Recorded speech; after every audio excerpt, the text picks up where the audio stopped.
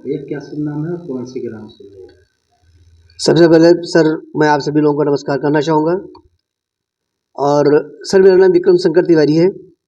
मैं बेलसर विकास खंड से ग्राम सभा निहालपुर का ग्राम प्रधान हूँ। हमारा जिला गोंडा पड़ता है।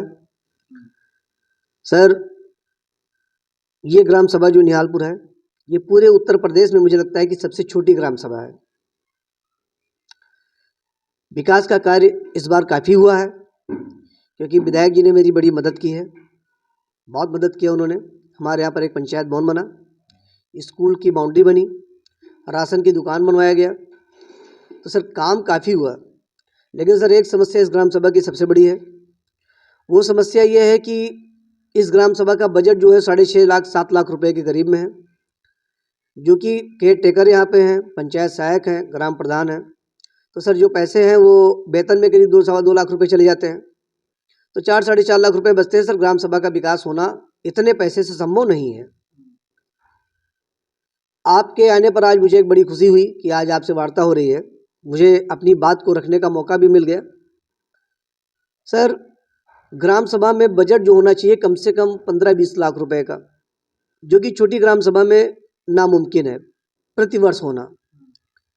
एक विशेष आग्रह मैं करना चाहूँगा हमारे उत्तर प्रदेश के यशस्वी मुख्यमंत्री जी से कि महोदय, ये पहली बार जो ग्राम सभाएं छोटी छोटी बढ़ गई हैं, इनको पुनः पुरानी ग्राम सभा में, जिससे कि ये कटकर आई थी, उसी में जोड़ दिया जाए। क्या समस्या है? समस्या सर ये आ रही है कि जैसे छोटी ग्राम सभा हो गई, तो छोटी ग्राम सभा होने के कारण एक तो ग्राम सभा में बजट नहीं है, दूसरी बात संस्कार भी ग्राम सभा का छोटी ग्राम सभा बढ़ने की वजह से खराब होता चला जा रहा है।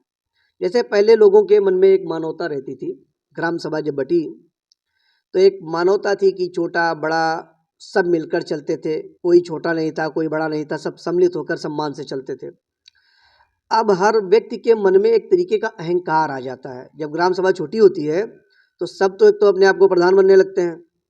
तो जब पूरा ग्राम सभा ही प्रधान बनने लगे तो उस ग्राम सभा का आगे बढ़ना बड़ा मुश्किल हो जाता है।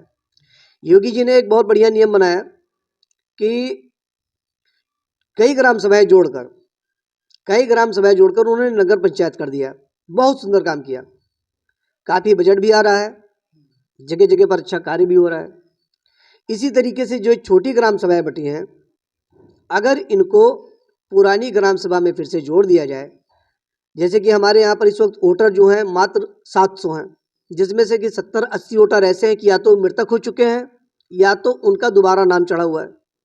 वोट गिरना है यहाँ 450-500, करीब 500 वोट की वोटिंग होती है यहाँ।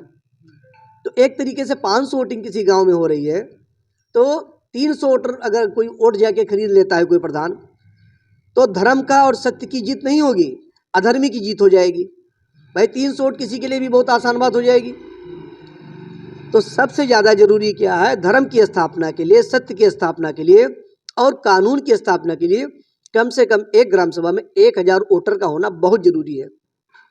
जैसे 1000 वोटर रहेगा तो जो 600-650 वोट जो पाएगा वो जीतेगा और अच्छे व्यक्ति का चुनाव भी हो सकता है, गांव का विकास भी हो जाएगा, गांव में संस्कार का भी स्थापना हो जाएगा। तो महोदय, माननीय मुख्यमंत्री जी से मैं दोनों हाथ जोड़कर एक विनती करना चाहूँगा कि इस बार उन्होंने जो छोटी छोटी ग्राम सभाओं को बांटा है, इनको पुनः पुरानी ग्राम सभा में जोड़ने की बहुत महान कृपा करें। इससे इस सरकार के हम सभी प्रधान आभारी हो जाएंगे। मैं विनम्र विनती करता हूँ कि छोटी ग्राम सभा इस बार जो 1000 वोटर से कम बटी हैं, इनको पुनः पुरानी ग्राम सभा में जोड़ा जाए। या तो उस ग्राम सभा का वोटर कम से कम 1000 होना चाहिए, या तो 1000 वोटर हो। जैसे किसी अधिकारी ने मुझसे बताया कि 1000 की जनसंख्या पे ग्राम सभा को बांटा जा रहा है, ये चीज़ गलत है। कम से कम 1000 वोटर होना चाहिए। जब 1000 वोटर रहेगा तो 700-750 वोट गिरेगा और एक सही चुनाव हो पाएगा, और गांव में वोटर बढ़ने की वजह से पैसा भी ज़्यादा आ पाएगा, बजट भी ज़्यादा होगा। जब ज़्यादा बजट होगा तो गांव और ही सुंदर और खूबसूरत होगा। जैसे हम सभी का एक लक्ष्य है, चाहे वो ग्राम प्रधान है, चाहे वो कोई अधिकारी है, चाहे मुख्यमंत्री जी हैं, सभी का एक लक्ष्य है कि गाँव को और पूरे उत्तर प्रदेश को, पूरे संसार को खूबसूरत बनाया जाए, सुंदर। और सुंदर बनाने के लिए सबसे पहले ज़रूरत होता है कि वहाँ पे बजट की पर्याप्त मात्रा हो। हमारे यहाँ पर भाई साहब 50 वर्ष से एक भी सड़क नहीं बनी थी। इस बार मैं बहुत बहुत आभारी हूँ माननीय यशस्वी विधायक श्री प्रेम नारायण पांडे जी का और उनके प्रतिनिधि श्री बड़े भैया विनोद पांडे जी का और श्री मनोज पांडे जी का। मैंने उनसे बहुत आग्रह किया, बहुत विनती किया। उन्होंने 3-4 सड़कें मेरी बनवाई, उन्होंने मेरी बड़ी मदद की। अभी भी 2 सड़क टूटी पड़ी है, इतनी बुरी सड़क की दास्तान है। मैं भी आपको दिखा दूंगा कि जब ग्राम सभा में बरसात का महीना होता है तो भैया कम से कम 50 से 60 बच्चे पढ़ने नहीं जा पाते हैं, क्योंकि उनकी कनेक्टिविटी रोड से नहीं है। 2-3 सड़कें अभी भी बची हुई हैं जो ना बनने की वजह से इस ग्राम सभा का सपना अधूरा पड़ा है। जब मैं पहली बार प्रधान इस ग्राम सभा का बना तो मेरी इच्छाएं इतनी प्रबल थी, मैंने सोचा कि ग्राम सभा में इतना सारा काम कर दूंगा कि मेरा गांव लखनऊ शहर के जैसे चमकने लगेगा। मेरे सामने फिर समस्या आ गई बजट की। तो मेरी जो इच्छाएं हैं या किसी भी ग्राम प्रधान की, उत्तर प्रदेश में किसी भी ग्राम सभा की जो छोटी है, अगर उसका प्रधान चाहे भी कि मैं बड़ा काम कर डालूं तो असंभव है, क्योंकि बजट है नहीं। मैं एक लेटर माननीय मुख्यमंत्री जी को लिख रहा हूं कि महोदय मुझे 5 मिनट का मौका वो दें, सिर्फ 5 मिनट का मौका दें और मेरी भी सुन लें। उनसे मैं 2 विनती करना चाहूँगा। मेरे ग्राम सभा के एकदम बगल में ही एक टेढ़ी नदी गई हुई है। वहाँ पे जो कुंभी कहा जाता है, हमारे गांव में कुंभी इतना ज़्यादा जमा हुई है कि अक्सर कुंभी जमा होने की वजह से जलकुंभी जो होती है, पानी का बहाव गांव की तरफ होने लगता है। मैं निवेदन करना चाहूँगा कि वो कुछ ऐसी बजट हमें देते कि यहाँ का ये टेढ़ी नदी की सफाई हम करवा पाते। सरजू माता का एक घाट हमारे यहाँ पर करीब 40 वर्ष पहले चलता था, सारे के सारे रास्ते बंद हो चुके हैं। मैं मुख्यमंत्री जी से मिलकर कहना चाहता हूँ कि कुछ ऐसा बजट हमें दे कि वहाँ का एक सुंदर रास्ता बन जाता, एक गंगा के तट पे एक माता गंगा का एक छोटा मंदिर बन जाता जहाँ पर हम जल भी चढ़ाते, पूजा भी करते। और एक मार्ग हमारे यहाँ का बहुत जरूरी है, करीब 150 वर्षों से पड़ा नहीं बन पा रहा है। वो मार्ग था बंधा का, जो कनेक्टिविटी सीधा निहालपुर के मेन गांव से होकर के और आखिरी गांव तक जाती है। तो अगर वो सड़क हमारी बंधा मार्ग बन जाती तो हमारे गांव का एकदम सोच लीजिए कि इस गांव में अयोध्या के जैसी हमेशा दीपावली होने लगती, क्योंकि वो माँ गंगा के एकदम किनारे ही है, सरजू के एकदम किनारे है। स्कूल, अस्पताल या ये सब जो मूलभूत सुविधाओं के लिए जो जनता होनी चाहिए वो आसपास में किस प्रकार से? जैसे हमारे का स्कूल बहुत बढ़िया है, इतनी बढ़िया बाउंड्री सरकार ने मुझे दी, मुझे बाउंड्री बनवाना था और इतनी बढ़िया उन्होंने मेरा मदद किया, बढ़िया बाउंड्री बन गई है। शिक्षक हमारे विद्यालय में बहुत अच्छे हैं, बहुत बढ़िया पढ़ाते हैं।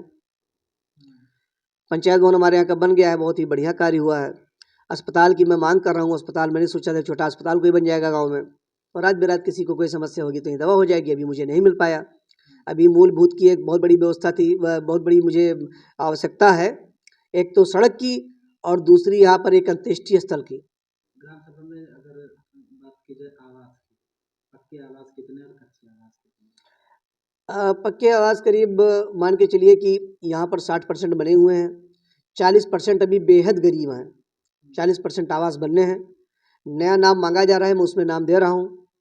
जांच होगी, जो भी पात्र आएंगे उनको सरकार भी और मैं भी अपने तरफ से हर हाल में दिलाने की पूरी कोशिश करूँगा। प्रस्ताव जब आप स्थानीय विधायक के पास ले जाते हैं, उनके द्वारा काम करवाने की बात होती है तो कैसे सुलझाते हैं, वो कैसे हेल्प करते हैं? विधायक तो आपसे बताएं कि शायद बात ऐसा कहीं संसार में होगा, हमारे विधायक जी जैसा कोई विधायक नहीं है।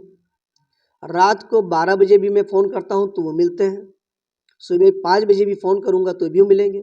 जब मैं कोई प्रस्ताव लेकर जाता हूं बड़ी गंभीरता से उसको लेते हैं और 100% प्रयास करते हैं वो काम करवाने के लिए। अब इस बीच में मैंने उनको 2 प्रस्ताव दिया है, एक अपने यहाँ सड़क के लिए और एक अंत्येष्टि स्थल के लिए, और विधायक जी ने बहुत सही हमको उसमें पूरा आश्वासन भी उन्होंने दिया है और वो उन्होंने कहा कि मैं आपको दिलाऊंगा।